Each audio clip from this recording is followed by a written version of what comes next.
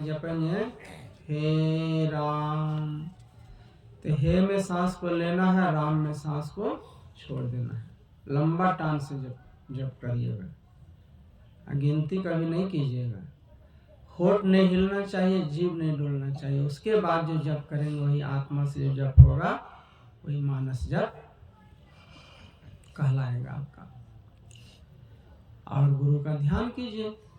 जैसे कोई साथी मित्र दूर देश में रहता है, उसको याद करते हैं तो उसका चेहरा सामने में आ जाता है ना।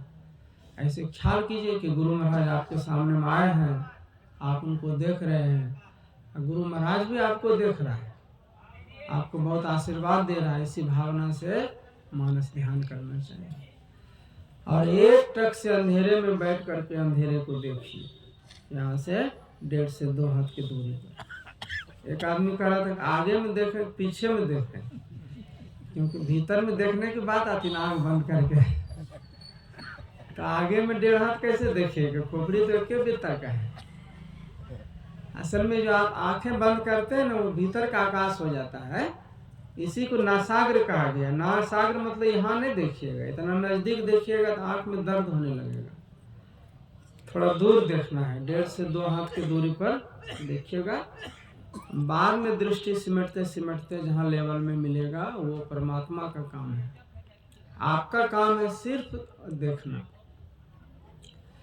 तो ऊपर नीचे दाएं बाएं छोड़ के देखना है, सामने देखना है और सिमटी निगाह से देखना है। जैसे सुई में धागा डालते हैं ना, कैसे देखते हैं, ऐसे चारों तरफ अंधार को समेट करके तब सामने में देखिएगा। और वहाँ एक बड़ा भारी शर्त है कि देखने के समय में कुछ सोचिएगा नहीं उलफिजुल बातों,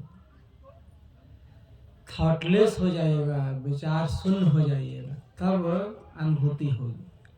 कुछ सोचने लगिएगा, अंधार को देखिएगा तब काम बनने वाला नहीं है। खाली देखना काफी नहीं है, वहाँ निर्विचार होना भी जरूरी है।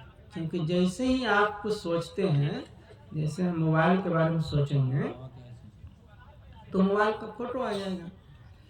अगर हम पिलर के बारे में सोचेंगे तो पिलर का फोटो आ जाएगा। अगर हम किसी व्यक्ति के बारे में सोचेंगे तो व्यक्ति का स्वरूप आ जाएगा। तो जिसके बारे में सोचिएगा वो चीज आ जाएगा, तो अंधार तो खत्म न हो गया। तब तो फिर आप घूम के चल गए मानस जप में, मानस ध्यान में चल गए। वहां भी एक व्यक्ति था, एक साधन था जप करने का। दृष्टि योग में शुद्ध अंधेरा, अंधेरा पहले भी था लेकिन वहां था नॉर्मल, फैली निगाह से देख रहे थे, जैसे पूरे सामियाना को देख रहे हैं। और सिमटी निगाह से देखना मतलब हुआ कि हमें सामने जो तुलसी का पौधा है उसी को देख रहे हैं। और तुलसी के पौधे को इस कदर देख रहे हैं कि जितना आदमी है सब खत्म हो गया, कोई नहीं दिख रहा है, सिर्फ पौधा ही दिख रहा है। वो दृष्टि योग हो गया। और सबको देखते हुए जो जप कर रहा है नॉर्मल अंधेरे में, मानस जप हुआ। और गुरु की जो याद करते हैं कल्पना से, वो मानस ध्यान हुआ। इसको ठीक से समझ लीजिएगा। दृष्टि योग बहुत आदमी नहीं समझ पाता है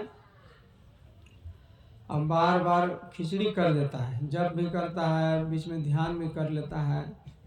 तो ऐसा नहीं कीजिएगा। तो जप करके फिर ध्यान कीजिए और ध्यान करने के बाद गुरु महाराज का को मने मन ऐसे प्रणाम कर लीजिएगा। ऐसे हाथ नहीं जोड़िएगा, ऐसे बैठे हैं ना, ऐसे हल्का सिर झुका लीजिएगा तो उनकी विदाई हो जाएगी सामने से। तो बच गया अंधकार। और अंधेरे को जरा सब पीछे से कथी हुआ, ये कालसी से ही बतिया।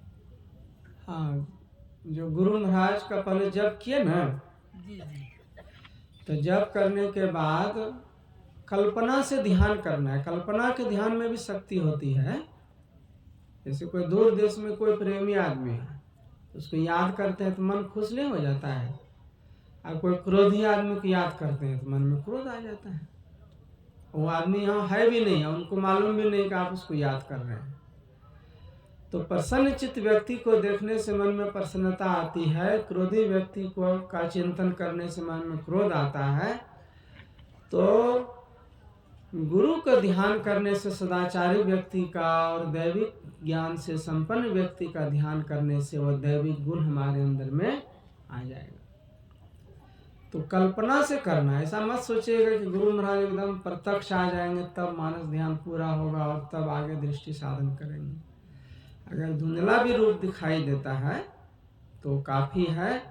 और कई तरह का स्वरूप है, जैसे कहीं चेयर में बैठे हुए हैं, कहीं ध्यान वाला है, कहीं टहलते हुए वाला है। तो एक दो स्वरूप चुन लीजिएगा और जब भी ध्यान कीजिएगा उस एक ही रूप का ध्यान कीजिएगा। आप आंख बंद कीजिएगा, दूसरा रूप रहेगा तो भी कोई दिक्कत नहीं। जैसे आंख बंद कीजिएगा, जो आप बार बार ध्यान करते वही रूप सामने में आ जाएगा। और मन मन प्रणाम कर लेना, ऐसे हाथ नहीं जोड़ना। जैसे हाथ ऐसे है ना, तो पहले आवाहन करके बुलाए, फिर प्रणाम किए तो उनकी विदाई हो गई, सामने सट गए। अब बच गया अंधार। पहले भी अंधार था जप करने समय में, मानस ध्यान करने समय में भी अंधार था, और अभी भी दृष्टि योग के समय में भी अंधेरा है। लेकिन तीनों के अंधेरे में अंतर है। वहाँ सोचने की शक्ति को लगा दिए थे जप में, और देखने की शक्ति को अंधकार में। और ध्यान वाला में सोचने की शक्ति को ध्यान में, और देखने की शक्ति को और सोचने की शक्ति दोनों गुरु महाराज में लगा रहे थे। और थोड़ा अंधार भी दिखाई दे रहा था, और सोचने की शक्ति गुरु में लगा दी। और यहाँ सोचना और देखना सिर्फ अंधेरे को है, और उस समय में कुछ नहीं सोचना है। और नहीं मन माने तो यही सोचिएगा कि हमको इस समय में कुछ नहीं सोचना, यही सोचिएगा। लेकिन आदमी सांस लिए बिना 1-8 मिनट रह सकता है दम साध के, लेकिन बिना सोचे 1 सेकंड नहीं रहता है। खाली सेकंड की घड़ी देखिएगा ना, इधर से इधर पार होते होते कितना समय ज़्यादा हो रहा है।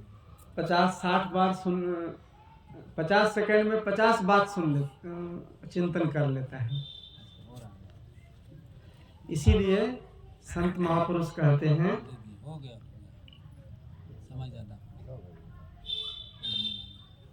तो इसीलिए कहते हैं कि दृष्टि योग में कुछ विचार नहीं करना है, खाली अंधेरे को देखना है, आँखों पे जोर भी नहीं लगाना है, उकताहट बस नहीं करना है कि हमको अनुभूति नहीं हो रही है, कुछ इच्छा ही नहीं रखना है। यहाँ कहते हैं मोक्ष की इच्छा भी त्याग दो। बिंदु, प्रकाश, चांद, तारा, ये सब तो अपने मन से कभी भी बना के ध्यान करने की कोशिश नहीं कीजिएगा। आपका काम अंधेरे को देखना, सामने में क्या घटित होगा वो परमात्मा का काम है। तो यही सब, इसमें सफलता प्राप्त करने के लिए सदाचार का पालन करना है, शिष्टाचार का पालन करना है, और पवित्रता से आचरण रखना है, और आपस में मेल से रहना है। यही आप लोगों की सेवा में कहा गया। और